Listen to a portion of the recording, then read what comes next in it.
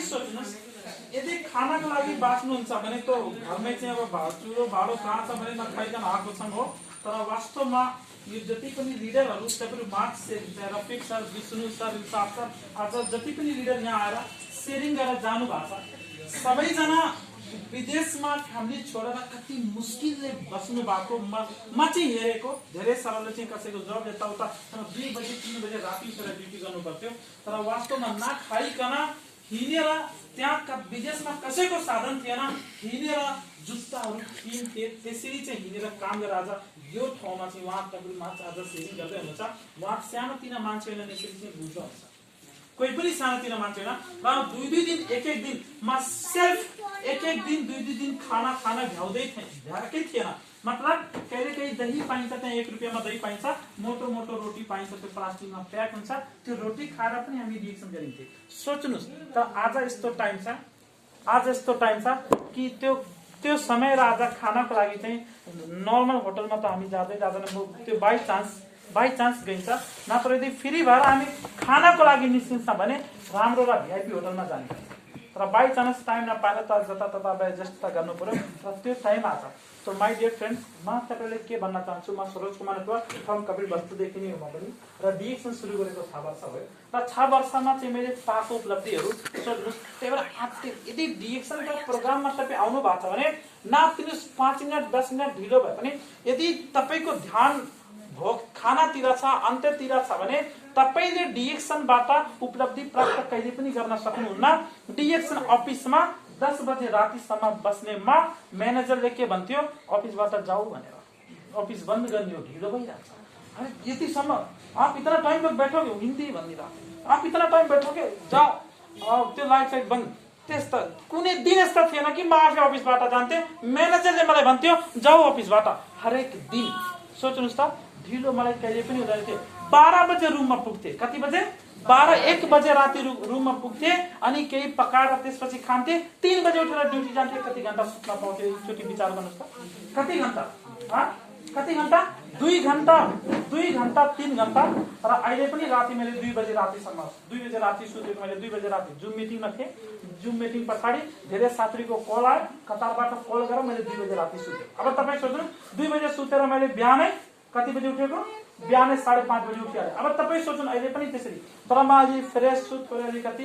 अब सोच्नुहोस्, म आत्तिएकै छैन, यहाँ आत्तिनु भएको छ, यहाँ मान्छे त्रिवेणी डायमन्ड पुगिसक्यो, उहाँहरू यत्रो लिडर भइसक्यो, आत्तिएकै छैन।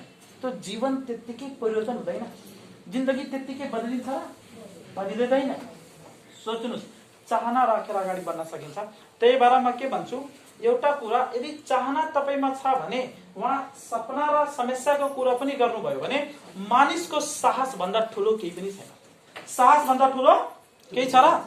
त यो तपाई हामीले बुझ्नु पर्यो भने पासाङले हम शेर्पाले यदि माउन्ट एभरेस्ट क्लाइम्ब गर्न सक्छ एउटा महिलाले, सोच्नुस् त। अब सोच्नुस् त, पहाड, वाउ माय गॉड, कति माथि छ है, 8000 कति छ, 48 छ। अब सोच्नुस्, हेर्दाखेरि हेरिन्छ यसरी, अब कति ठुलो हो र हाइट कति हो, शेर्पा हाइट कति हो।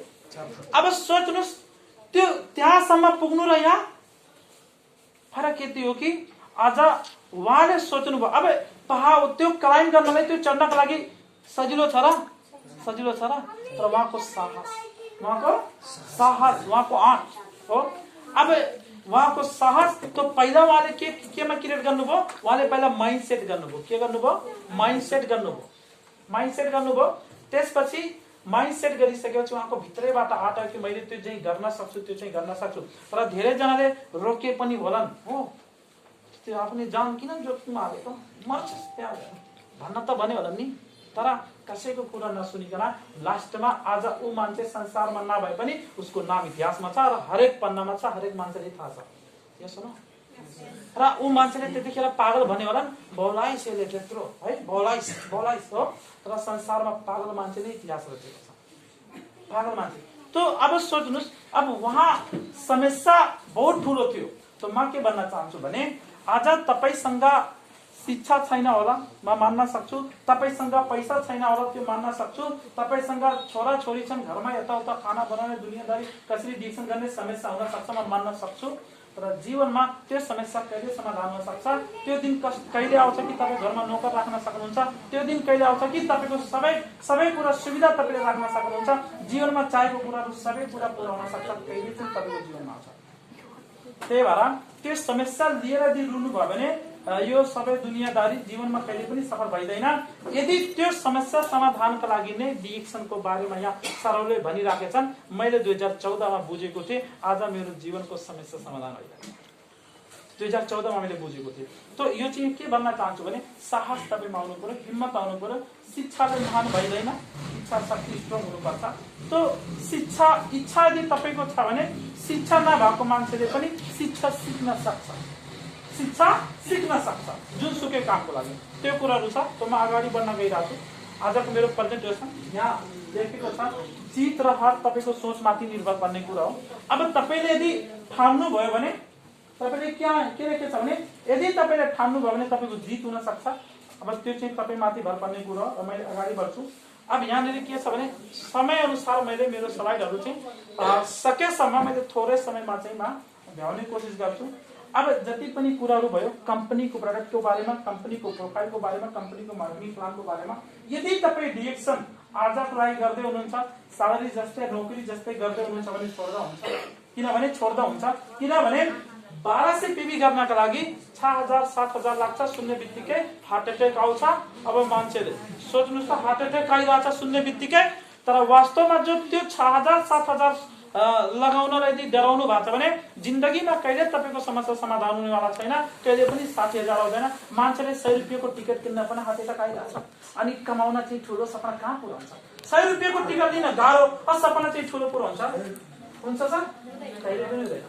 सोच्नुहोस्, कहिले पनि हुँदैन। तो सोच्नुहोस्, अब 100 रुपियाँ खर्च हुँदैन भने सपना कहिले पनि पुरा हुँदैन। जब म डिएक्सन सुरु गरेको थिएँ 300 रियाल लगाएको, 7 रियाल बोनस आएको, 7 रुपियाँ भने यति त एक दिनमा चुरोट खाएर उडाइदियो। एक दिनमा चुरोट मतलब 7 रियाल। 300 रियालको भनेको 10 रुपियाँ सैकडा, 30 रुपियाँ त ब्याज आउँथ्यो। त्यो ब्याजमा लगाउँदा पनि 30 रियाल आउँथ्यो। यो त 7 रुपियाँ आएको। मान्छे त्यसरी खिल्ली उडाथे। तर उसलाई थाहा थिएन। सरले मार्केटिङ प्लानको कुरा गर्नुभयो। त्यही मैले चाहिँ डिएक्सनमा 7 रियाल आउँछ आज। त्यही भएर आज म मानु 200 रुपियाँ। त 200 रुपियाँ तपाईँको पनि 200-300 रुपियाँ पहिलो बोनस आउँछ र 7,000 6,000 लगाएपछि है। तर म यदि त्यो हेरेर तपाईँ डिएक्सन गर्नुभयो भने तपाईँ सफल बन्न सक्नुहुन्न। म त्यो हेरेर डिएक्सन गरेन। स्टारलिन बनेर मेरो कति बोनस आउँछ, रुबी बनेर कति बोनस आउँछ, डायमन्ड बनेर कति बोनस आउँछ, त्योभन्दा माथि बनेर कति बोनस आउँछ, मैले डिएक्सनका भविष्य हेरेर लागेको थिएँ। आज 7 रियालदेखि सुरु गरेको यो महिनाको स्टेटमेन्ट सबैजना देख्नु होला। लकडाउन पछाडिको 3.5 लाख भन्दा माथिको मेरो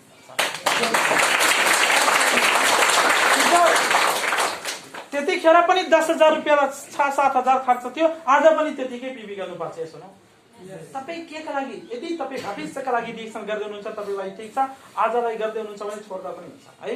त अब सोच्नुहोस्, आज तपाईँ के गुमाउनु भएको छ? 100 रुपियाँको टिकट किन्न गाह्रो नमान्नुहोस्, जति टाढा मिटिङ छ जान गाह्रो नमान्नुहोस्, बसको भाडा लागिरहेछ गाह्रो नमान्नुहोस्, 2 घण्टा घरमा ढिलो पुग्दा पनि गाह्रो नमान्नुहोस्, 10 जनालाई भन्दा पनि गाह्रो नमान्नुहोस्। किनभने तपाईँ आज यो सबै के तकलिफ उठाउनु भएको छ, के गुमाउनु भएको छ, त्यो ठुलो कुरा होइन। के पाउनको लागि गुमाउनु भएको छ? सरोज आज लिडरहरू जति पनि राति हिँड्नुभयो, खर्च गर्नुभयो, सबै कुरा आज सुद ब्याजका साथ आइरहेछ। सुद ब्याजका साथ आइरहेछ। 3 वर्ष घरमा पैसा नपठाएपछि मान्छेले पागल भन्थे। र 3 वर्षको सवारी मेरो कति थियो? मैले जोडे थिएँ 25,000। टोटल 25,000 रियाल, 25 त्यहाँ 75, 7.5 लाख रुपियाँ हुन्छ है। आज 2 महिनाको सवारी जुन 36 महिनामा कमाउने सवारी आज 2 महिनाको सवारी हो। यो डिएक्सनको पावर अनि पागल थिएन त्यतिखेर। त्यस कारणले गर्दा टिकट किन्न गाह्रो नमान्नु होला, बसको भाडा तिर्न गाह्रो नमान्नु होला। जति टाढा प्रोग्राम भए पनि, इन्डिया भए पनि, नेपाल भए पनि, जति टाढा भए पनि प्रोग्राम अटेन्ड गर्न गाह्रो नमान्नु होला। यदि साँच्चीकै तपाईँको जीवनसँग तपाईँ माया गर्नुहुन्छ भने, तपाईँको छोराछोरीको खुसी चाहनुहुन्छ, तपाईँको श्रीमान श्रीमतीको खुसी चाहनुहुन्छ भने, तपाईँको फ्यामिलीको खुसी चाहनुहुन्छ भने, जति टाढा भए पनि तपाईँको समस्या समाधान चाहनुहुन्छ भने, जति टाढा जे भए पनि तकलिफमै तकलिफ उठाउनु भयो भने एक दिन यस्ता टाइम आउँछ कि तकलिफ उठाउने दिने, तकलिफ झेल्ने दिने हुँदैन। आएपछि समस्या समाधान गर्ने टाइम। त्यही भएर साहस आउनुपर्छ गर्नको लागि।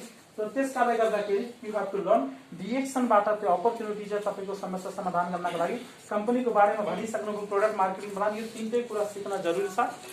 आज तपाईसँग यो तीनटा कुराको ज्ञान छैन भने डिएक्सन गर्न सक्नुहुन्न तपाईले। त यो तीनटा कुरा, तीनवटा सब्जेक्ट छ, जस्तै तपाई साइन्स पढ्नुहुन्छ, म्याथ पढ्नुहुन्छ, इंग्लिश विषय लिएर पढ्नुहुन्छ, तो डिएक्सनमा यो तीनवटा सब्जेक्टको ज्ञान तपाईसँग हुनुपर्छ।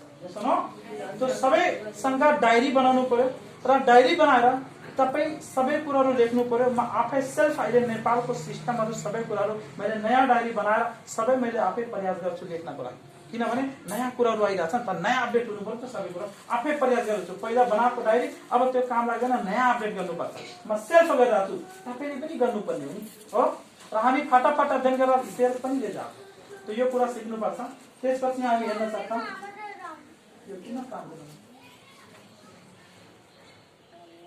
त्यसपछि यहाँ के गर्नु पर्यो भने अब यो सिकिसकेपछि हामीले के गर्नु पर्यो भने हामी लिस्ट बनाउनु पर्छ। हाम्रो साथीले चाहिँ अब उहाँले भन्नुभयो यदि star agent, star ruby, star diamond बन्नु पर्यो भने, भविष्यमा ठुलो उपलब्धि गर्नु पर्यो भने, समस्यालाई समाधान गर्नु पर्यो भने, तो सबैभन्दा पहिला के गर्नु पर्यो, जो मान्छे जति धेरै मान्छेसँग बोल्न सक्छ, जति धेरै मान्छेसँग भेट्न सक्छ, उसको बिजनेस त्यति नै धेरै हुन सक्छ।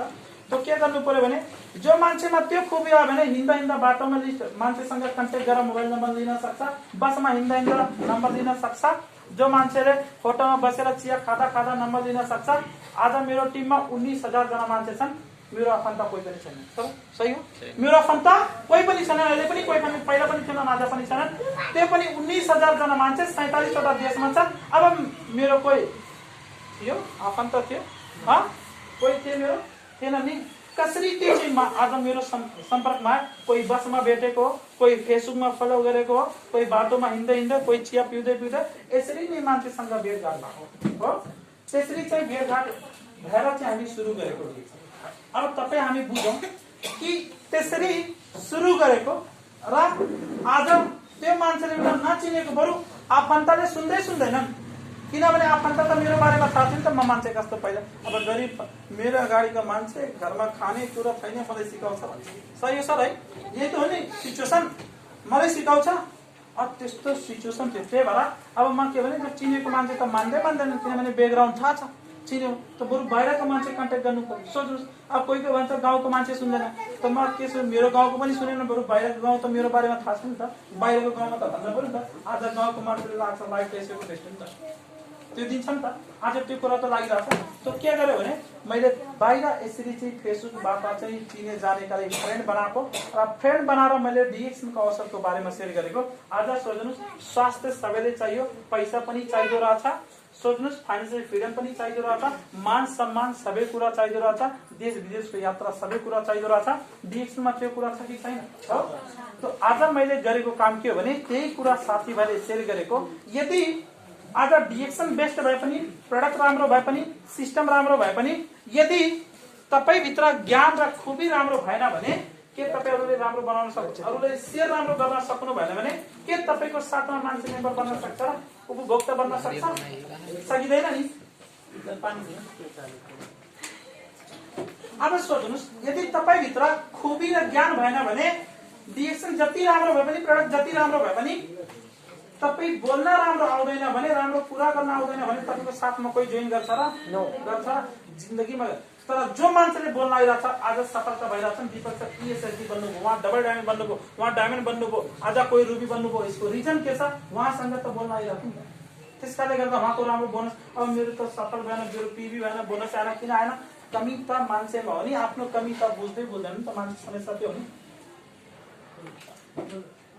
यहाँनिर के भन्नु पर्यो भने तपाईसँग आज यो 3-4 जना मान्छे सबैसँग होलान्, साथी, तपाईको नातेदार, तपाईको गाउँको मान्छे हुन सक्छन्, स्कुल फ्रेन्ड, यो सबै के हुन्छ भने हामीले बाहिरका मान्छे सबैजनाको भेटेर लिस्ट बनाउनु पर्यो। यदि हामीले डिएक्सन व्यवसायमा सफल हुन चाहन्छौँ भने हामीले साथी, नातेदार, गाउँको मान्छे, गाडीमा भेटेको, होटलमा भेटेको, यदि जोसँग नै बोलिराख्नुपर्छ डिएक्सन, जोसँग नै बोलिराख्नुपर्छ डिएक्सन, चाहे सुनोस् नसुनोस्, तर ट्राई टु ट्राई गर्दै जानुपर्छ। र सबैले यदि चिने जानेको मान्छे, यदि तपाईँको कुरा कोही माने भने सबैको नोटबुकमा, डायरीमा नाम लेख्नुपर्छ। र कोही पोखरामा भेट्यो, कोही बसमा भेट्यो, कोही होटलमा, त्यो सबै डिटेल लेख्नुपर्छ, नत्र बिर्सिन्छ।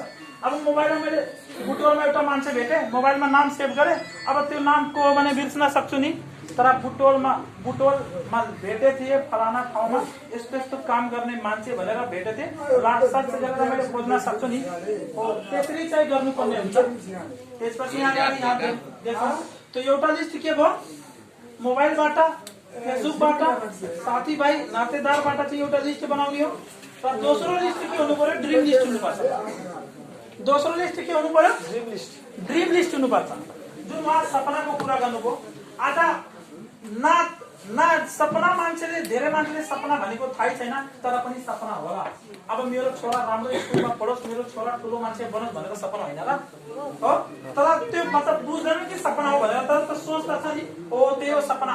मेरो घर राम्रो बनोस् कतिको घरमा ढोकै छैन प्लास्टर छैन त्यो पनि राम्रो होस् भनेर त्यो पनि सपना हो नि। यो सुनौ हो आज कुनै मान्छेले मनोकामना घुम्न जान पाउनु कुनै टाइम मिलाउँछ नि त त्यो पनि एउटा सपना हो नि हो।